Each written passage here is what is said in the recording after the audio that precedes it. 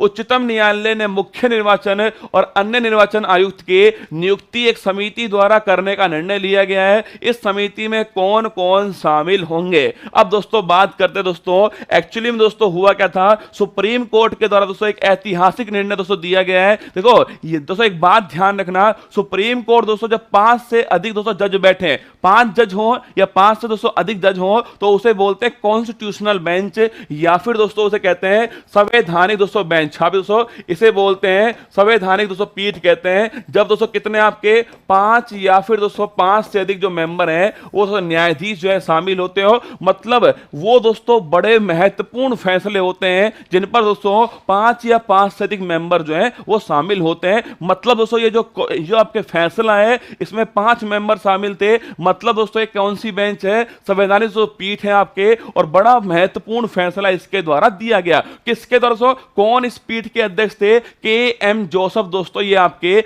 इस पीठ के अध्यक्ष थे, जो कि दोस्तों वर्तमान सुप्रीम कोर्ट में न्यायाधीश हैं। आइए शुरुआत दोस्तों करते हैं, फिर सारी दोस्तों बातचीत करेंगे। एक्चुअली दोस्तों नोट करना दोस्तों, सुप्रीम कोर्ट जो है यहां दोस्तों के एम जोसेफ दोस्तों छापना आपके जस्टिस के एम जोसेफ दोस्तों छापना, इनकी दोस्तों अध्यक्षता में छापिएगा। एक दोस्तों पीठ जो है दोस्तों संवैधानिक दोस्तों पीठ जो है, इसको संविधान दोस्तों पीठ जो है इसका दोस्तों गठन किया गया था। 5 मेंबर, कितने मेंबर दोस्तों, 5 मेंबर दोस्तों इसमें शामिल थे, और इस पीठ के द्वारा दोस्तों एक ऐतिहासिक दोस्तों निर्णय दिया गया है, और वो निर्णय क्या है वो उस पर बातचीत हम करने वाले हैं। पहली बात दोस्तों नोट करना, कौन इसके अध्यक्ष थे दोस्तों, इसके अध्यक्ष जो हैं जे एम जो इसके जो अध्यक्ष हैं वो के एम जोसेफ जो हैं ये इसके अध्यक्ष थे, ये आपको नोट करना है। कितने दोस्तों मेंबर बैठे हैं, 5 दोस्तों मेंबर बैठे, ये भी आपको नोट करना है। अगर दोस्तों कोई डिसीजन यहां पर लेना दोस्तों, तो 3 मेंबर उसके पक्ष में होने चाहिए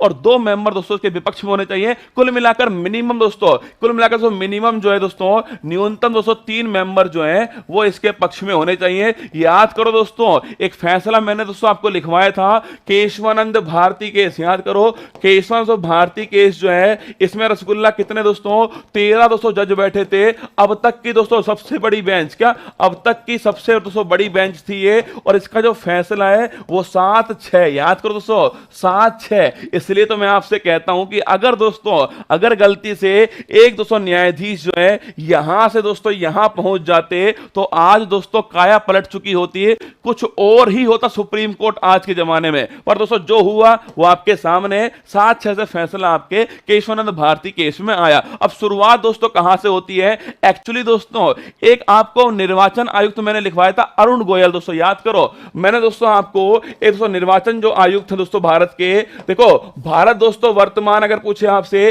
चीफ इलेक्शन कमिश्नर कौन है, राजीव कुमार, आप सभी जानते हो दोस्तों। सुनो कहां से दोस्तों ये आपके मुद्दा शुरू हुआ, कौन दोस्तों, चीफ इलेक्शन कमिश्नर जो है उस राजीव कुमार है। अभी दोस्तों हाल ही में दोस्तों एक निर्वाचन दोस्तों आयुक्त इंडिया में दोस्तों अपॉइंट हुए थे, जिनका दोस्तों नाम क्या दोस्तों, उनका नाम दोस्तों अरुण गोयल था। याद करो, आपको याद होगा मैंने आपको लिखवाया था दोस्तों, अरुण गोयल जो है एक दोस्तों इलेक्शन कमिश्नर जो है अभी हाल ही में अपॉइंट हुए।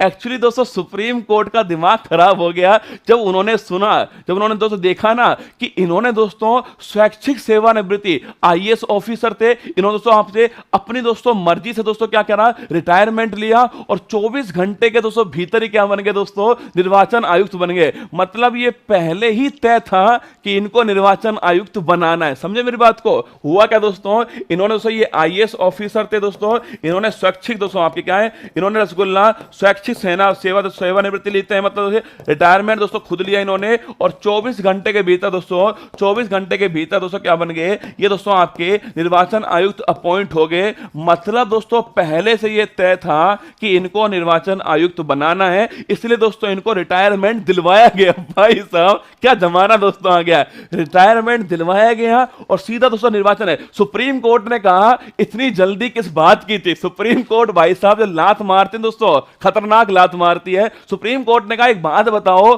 इतनी जल्दी किस बात की थी तुम्हें कि रिटायरमेंट लेते ही 24 घंटे के भीतर इनको क्या बना दिया दोस्तों, इनको भाई साहब निर्वाचन आयुक्त, क्योंकि 25 में दोस्तों ये मुख्य निर्वाचन आयुक्त होंगे। लिखना दोस्तों, ये अगले दोस्तों भारत के कौन होने वाले हैं, चीफ दोस्तों इलेक्शन कमिश्नर जो है ये होने वाले हैं। कौन दोस्तों, आपके अरुण गोयल जो है ये होने वाले हैं। सुप्रीम कोर्ट ने कहा ये दोस्तों एकदम गलत चीज है कि मतलब रिटायरमेंट लिया और 24 घंटे के भीतर इनको निर्वाचन आयुक्त बना दिया। सुप्रीम कोर्ट ने कहा निष्पक्ष चुनाव होना बहुत जरूरी है और उसके लिए दोस्तों सत्ता में निष्पक्ष लोग बैठे हो, यह भी दोस्तों बड़ा जरूरी है। अब सोचिए दोस्तों, एक बार सोच के देखिए, सुप्रीम कोर्ट का शक तो बिल्कुल ठीक है ना, क्या दोस्तों ये जो है वो दोस्तों आपके निष्पक्षता के साथ में काम कर पाएंगे? तो दोस्तों इनको आईएएस से दोस्तों, रिटायर्ड आईएएस से सीधा दोस्तों निर्वाचन आयुक्त बनाया गया है। तो कहीं ना कहीं दोस्तों इनका जो झुकाव दोस्तों हो सकता है वो सत्तारूढ़ पार्टी की तरफ हो, ये संभव है या नहीं? अगर दोस्तों सोचिए,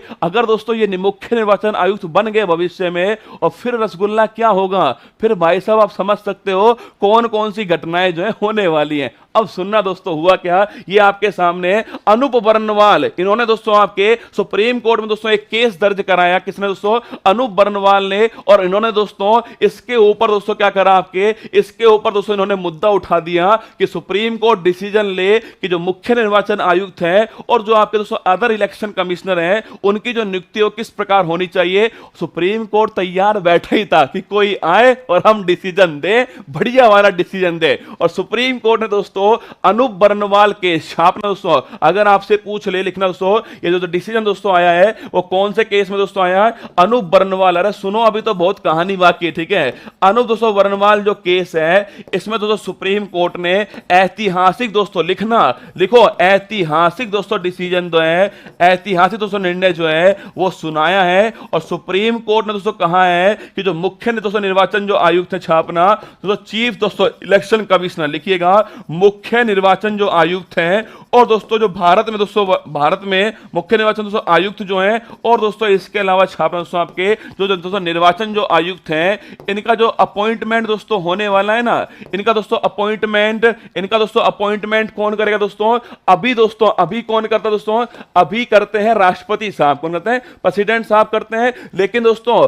प्रेसिडेंट साहब को सलाह कौन देगा, प्रधानमंत्री जो है वो इसको सलाह देते हैं। मतलब दोस्तों सीधी सीधी बात यह है, अभी दोस्तों कौन अपॉइंटमेंट करता है, प्रधानमंत्री जिसको चाहेंगे वही दोस्तों क्या बन जाएंगे, वही दोस्तों निर्वाचन आयुक्त बनेंगे। अभी तो यही है, ठीक है। तो अब सुप्रीम कोर्ट ने दोस्तों अपने फैसले में, अपने दोस्तों डिसीजन में कहा है कि दोस्तों इनका जो अपॉइंटमेंट है, दोस्तों इनकी जो नियुक्ति जो है वो राष्ट्रपति करेंगे। पहले भी राष्ट्रपति करते थे, अब भी दोस्तों राष्ट्रपति करेंगे। लेकिन दोस्तों इनको सलाह देने के लिए अब दोस्तों केवल एक व्यक्ति नहीं होगा, एक समिति होगी दोस्तों, समिति होगी। और रसगुल्ला, इस समिति में दोस्तों कितने मेंबर शामिल होंगे, 3 मेंबर इसमें शामिल होने वाले हैं। कौन कौन दोस्तों, प्रधानमंत्री साहब शामिल होंगे, लोकसभा के विपक्ष के नेता दोस्तों कौन है, लोकसभा के विपक्ष के नेता दोस्तों ये शामिल होने वाले हैं। और इसके अलावा दोस्तों छापना आपके जो भारत के दोस्तों मुख्य न्यायाधीश जो हैं ये इसमें शामिल होने वाले हैं। अब दोस्तों नया दोस्तों डिसीजन क्या हो चुका है,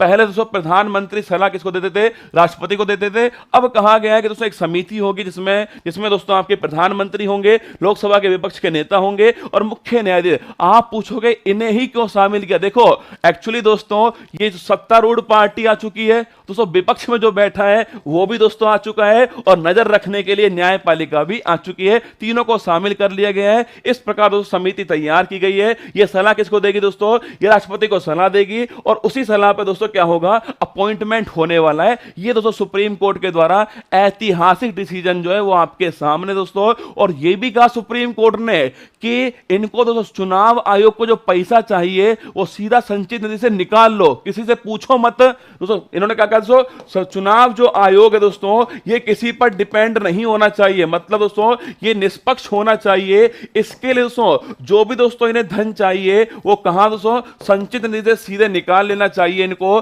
किसी पर इनको डिपेंड नहीं रहना है। मतलब चुनाव आयोग को दोस्तों फ्री करने के लिए ये सारे दोस्तों प्रयास जो हैं सुप्रीम कोर्ट के द्वारा किए गए। ये आपके सामने फोटो में यहां पर मैंने कोशिश की दोस्तों बताने की। आइए दोस्तों जो डिसीजन है उसको पढ़ते हैं एक बार दोस्तों। देखिए यहां पर लिखा हुआ है न्यायाधीश के एम जोसेफ की अध्यक्षता वाली 5, ये डिसीजन आपके सामने दोस्तों, न्यायाधीश दोस्तों आपके के एम जोसेफ की जो अध्यक्षता वाली 5 सदस्यीय पीठ, जिसमें न्यायाधीश अजय रस्तोगी, अनिरुद्ध बोस, ऋषिकेश रॉय, सीटी राजीव कुमार ने मुख्य निर्वाचन आयुक्त और अन्य चुनाव आयुक्त की नियुक्ति पर 5-0 से ऐतिहासिक फैसला, पांचों की पांचों पक्ष में दोस्तों आपके सामने उच्चतम न्यायालय ने कहा कि प्रधानमंत्री, लोकसभा में नेता प्रतिपक्ष और चीफ जस्टिस ऑफ इंडिया का पैनल इसकी नियुक्ति के संदर्भ में राष्ट्रपति को अनुशंसा करेगा, रिकमेंडेशन करेगा और चुनाव आयुक्त की नियुक्ति के लिए कॉलेजियम जैसा सिस्टम बनाने की मांग की है। इस मामले की सुनवाई के दौरान चुनाव आयुक्त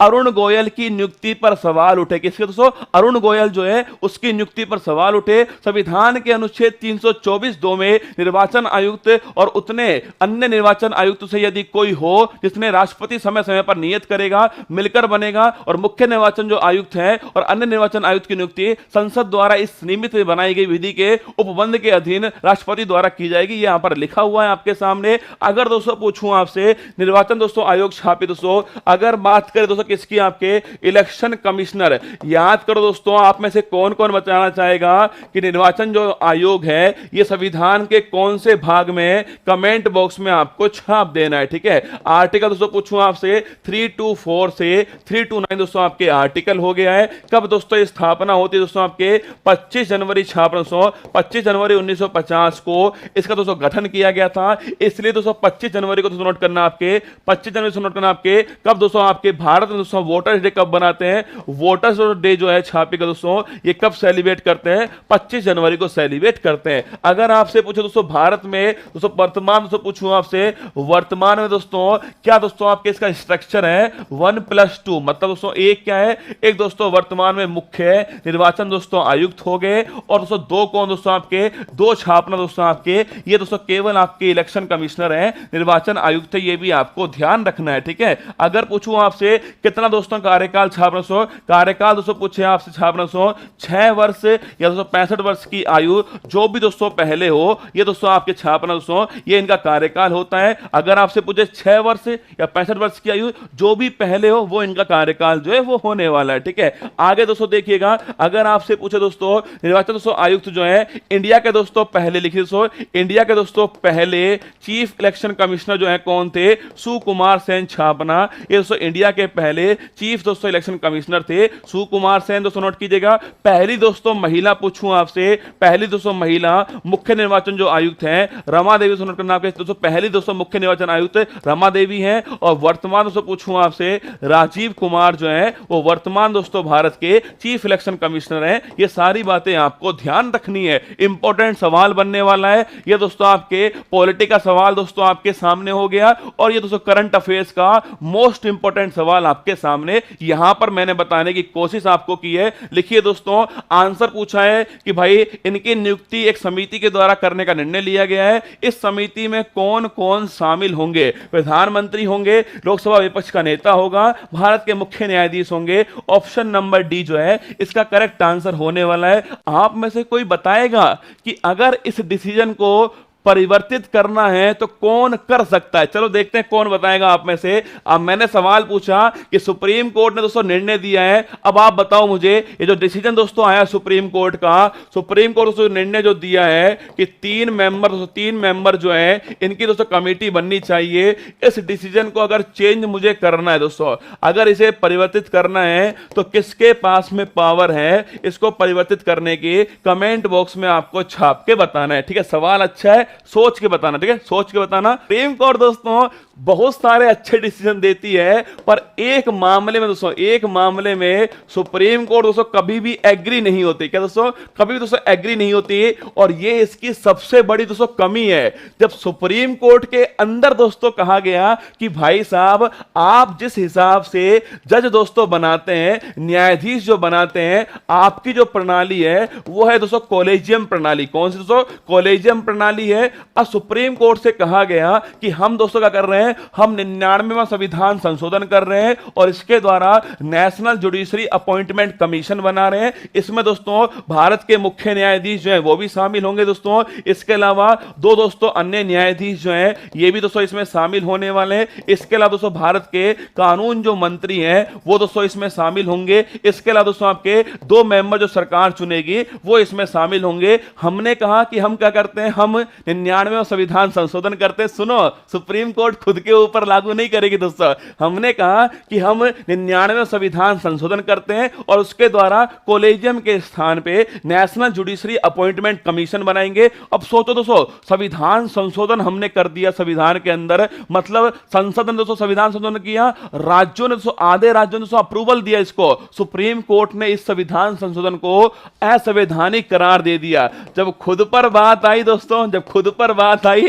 तो यह गलत है क्या? जब खुद पर बात आई तो यह गलत है, और जब चुनाव आयोग की बात आई तो यह बिल्कुल ठीक है। मैं ये नहीं कह रहा कि सुप्रीम कोर्ट का डिसीजन एकदम बहुत बढ़िया डिसीजन है, पर खुद पर भी दोस्तों लागू करना चाहिए ना। खुद पर बात आई, मतलब एकमात्र संविधान संशोधन अब तक के इतिहास के 105 में से दोस्तों एकमात्र संविधान संशोधन है जिसको सुप्रीम कोर्ट ने रिजेक्ट कर दिया दोस्तों, वो है आपके 99 संविधान संशोधन, नेशनल जुडिशरी अपॉइंटमेंट कमीशन। खुद के ऊपर आई तो कह दिया असंवैधानिक है। ये तो गलत बात है, ठीक है। लिखना दोस्तों, संसद ये काम कर सकती है दोस्तों। आपके लिखना, अगर आपसे पूछे संसद दोस्तों एक नियम बना करके जो दोस्तों आपके जो प्रणाली चाहे दोस्तों वो अपना सकती है, पर संसद इसको चेंज कर सकती है, ये आपको ध्यान रखना।